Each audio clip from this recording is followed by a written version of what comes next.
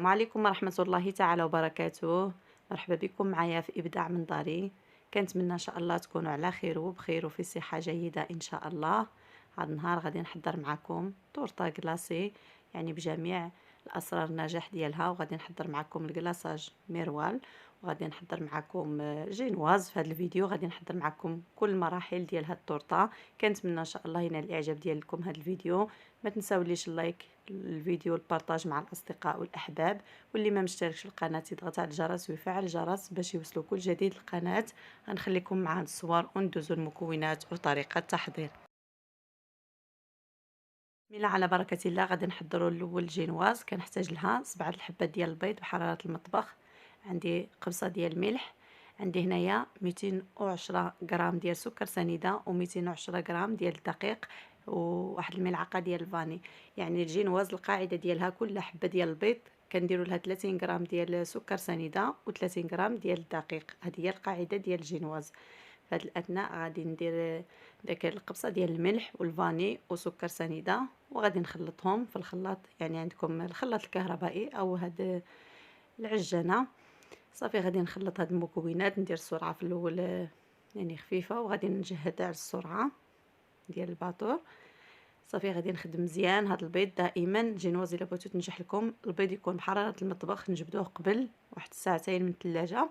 صافي وغادي نخدموه حتى كيطلع لنا الخليط، كيولي الشكل ديالو يعني اللون ديالو ابيض. الجينواز راها ناجحه كما كتشوفوا، اللون ديال هاد الخليط راه ولا لنا ابيض بحال يعني راه فيه الدقيق. كنكتبوا رقم 8 يعني كيتكتب. صافي هنا في هذا الاثناء كيكون دقيق مغربل، وكنعاود له مره اخرى. غادي نقسم هذا الخليط على 3 دفعات. اللي كيكون عندنا البيض كتير يعني كنقسموه على 3 دفعات. هنا ديروا بديك سباتيلا او ديروا غير بهذا الخلاط، ولكن غير ببطء يعني ما نزربوش باش ما يهبطناش البيض. صافي وكنقسم على 3 دفعات، يعني نخلط من الاسفل الفوق من الاسفل الفوق غير بلاتي باش ما كيهبطناش الخليط.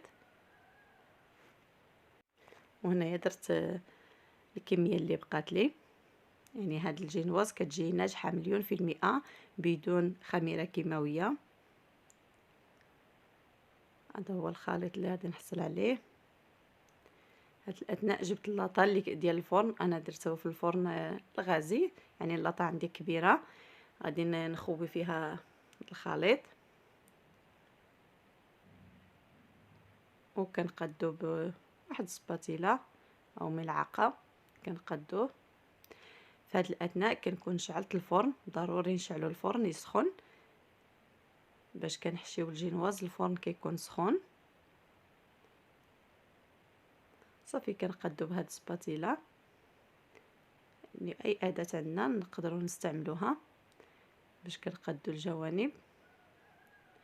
وغادي نحشيها في الفرن. الفرن كما قلت لكم سخون. غادي نحطوا النار تكون من الاسفل، يعني واحد 8 دقائق ما كندوزوهاش كتكون واجده الجينواز. وغادي نحيدها معكم كما كتشوفوا. حيدتها هنا غادي نقلبها، درتها في الكاغ ديال الفرن وكنقلبها. يعني تقدروا تخليوها شويه تبرد، انا قلبتها وهي عاد سخونه كما كتشوفوا. صافي كنحيدها بسهوله وكتجي خفيفه ورطبه وناجحه 100%. يعني انا هاد اللاطه هي اللي غادي نقسمها. غادي ندير 2 طبقات. صافي غاديش ندير هاد الطورطه عاليه كما كتشوفوا. كنقلبها بسهوله ما كتقسمش معايا وكتجي خفيفه. جانبا هنا غادي ندوز نحضر معكم الكريمه. انا عندي واحد 600 ملل من الكريمه، وغادي ندير واحد 2 علب ديال الجبن. يعني هذا الجبن انا استعملت يعني الكريمه السائله ماجيك. تقدروا تستعملوا كريمه اخرى، انا كنستعمل ماجيك. صافي غادي نخلط هاد الكريمه مزيان حتى كتطلع واحد شويه، وكنضيف هاد 2 علب ديال الجبن، يعني اي جبن عندكم. كتجي واحد القوام رائع ولذيذ بزاف وكتجي متماسكه مزيان. صافي كنضرب مزيان هاد المكونات حتى كنحصل على واحد الخليط اللي كيكون شاد راسو عاقد. هذا هو القوام، يعني قوام يعني ثقيل كما كتشوفوا. انا الكريمه اللي استعملت معكم غادي نوريها لكم في الصوره. المهم انا كنستعمل هاد ماجيك، هي اللي كنستعمل. صافي هنا غادي ندوز نحضر يعني ندير المونتاج. ديك الكريمه اللي غادي نزين معكم كنت زدت لها واحد الكيس ديال الكاكاو، كنت بغيتها بنكهه الكاكاو.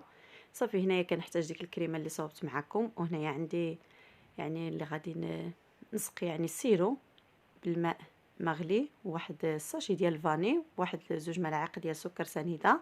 صافي به باش غادي نسقي هاد الجينواز. يعني هنا درتها كيكه عاديه كما كتشوفوا. اللي بغات تخليها بلا ما تزيد عليها الكاكاو ما تزيدش. انا غادي نقاد بهاد السباتيلا، يعني نقاد الوجه. انا درتها بزوج طبقات، اكتفيت غير بزوج طبقات. صافي كنقاد الوجه ديالها مزيان بالملعقه ولا باي اداه. درت انا داك السيركل في الجوانب ديال يعني الحديد، اللي ما بغاش يديرو ما يديروش. وزدت الطبقه الثانيه بنفس الطريقه، يعني الطبقه الثانيه اللي كنديروها من الفوق كنقلبوا الجينواز، ما كنديروهاش على الوجه ديالها باش كيجي لنا الوجه مقاد. وكنبقى نسقي الكيكه. الجينواز راها بارده والماء كيكون سخون، يعني السيرو اللي كنسقيو به كيكون سخون. وكنزيد طبقه ثانيه، يعني كما قلت لكم درت غير 2 طبقات.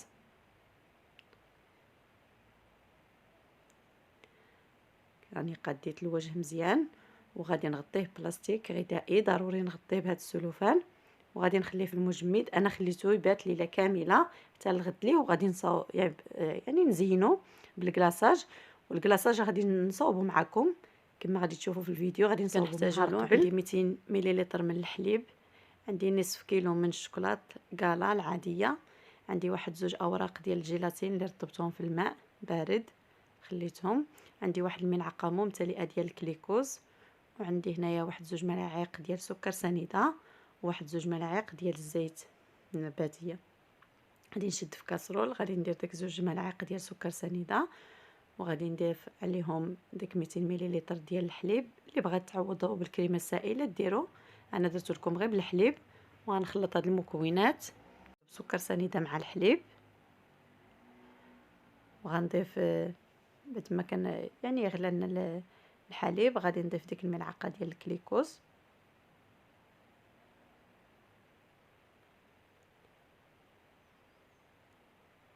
وغنخلط المكونات صافي، وغادي نحيدهم فوق النار، وغادي نضيف عليه داك نصف كيلو من الشوكولات، ونضيف عليه داك الجيلاتين اللي يعني عصرته من الماء مزيان. وكنخلط هاد المكونات مزيان، ونضيف واحد الملعقه ديال الملون الابيض باش غادي يعطينا اللون ابيض. ودوك 2 ملاعق ديال الزيت الاخير وضفتهم. غادي نخلط بهذا الخلاط بعد ما دابت لي الشوكولات. يعني غادي نخلطوا هاد المكونات باش نحصلوا على الشوكولات يعني يكون اللون ديالو ابيض. ضروري كنديروا الملون ابيض في الاول، عاد كنقسموا الخليط. هنا قسمته على 3، يعني الخليط خليت واحد اللون يعني غادي نديرو ازرق، واللون يعني الوردي، واحد اللون غادي نخليه ابيض باش غادي نزين داك الطورطه يعني. صافي كنخدم مزيان هاد الالوان.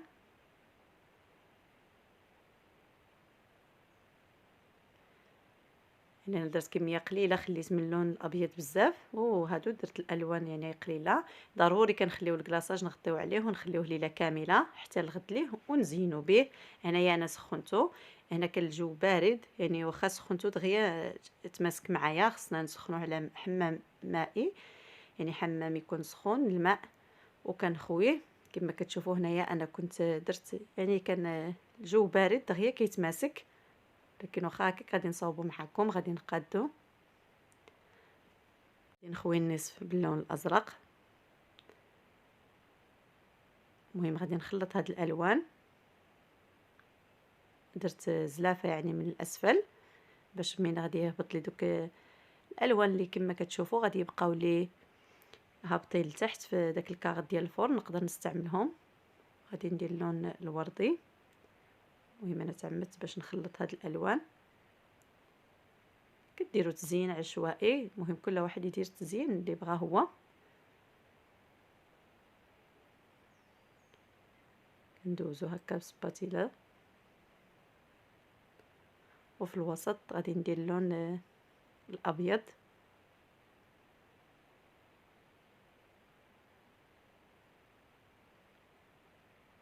تقدروا تخلطوهم يعني في واحد الاناء وكتخويو. هنا غادي نشد يعني هكا كنزوق داكشي اللي باقي لي زايد، يعني باش ما كتجينيش طبقه غليظه. وغادي نشد منشف ديال الشعر كنديرو من الجهه البارده، ضروري من الجهه البارده. وغادي نبقى ندير هاد الطريقه باش كتعطيني واحد الزخرفه، يعني الالوان يكونوا مخلطين متجانسين. كما قلت لكم انا كان الجو بارد دغيا كنتمسكوا لي، يعني ملي كتكون سائله راه دغيا كتعاوننا ملي كنديروا المجفف ديال الشعر، يعني دغيا كيتجانسوا الالوان، كتجي طريقه عمليه. صافي كنستمر بهذه الطريقه حتى كنحصل على اللون اللي بغيت كما غادي تشوفوا، يعني جات الوان مزخرفه. وغادي نزين بهذا المرانك، يعني كنت انا درتهم. الا كنتم مهتمين ان شاء الله شي نهار نحطهم لكم فيديو خاص صوبتهم في المنزل. يعني كندير الالوان اللي خدمت بها وكيجي هذا هو التزيين، يعني زوقته باوراق الذهبيه. دائما التزيين كيبقى اختياري، كل واحد يزين بالطريقه اللي تناسبه. وهنا درنا طورطه كلاصي، يعني كتجي اكثر من رائعه. زينتها انا من الجوانب بالفيوتين، برقائق الفيوتين. الشكل ديال الطورطه كتجي اكثر من رائعه وسهله ودغيا كنوجدوها في واحد الوقت، يعني احسن ما كنجيبوها من المحلات. كنتمنى ان شاء الله تنال الاعجاب ديالكم. ما تنساوليش لايك الفيديو والبارطاج مع الاصدقاء والاحباب، واللي ما مشتركش في القناه يضغط على الجرس ويفعل الجرس باش يوصلوا كل جديد القناه. والسلام عليكم ورحمه الله تعالى وبركاته.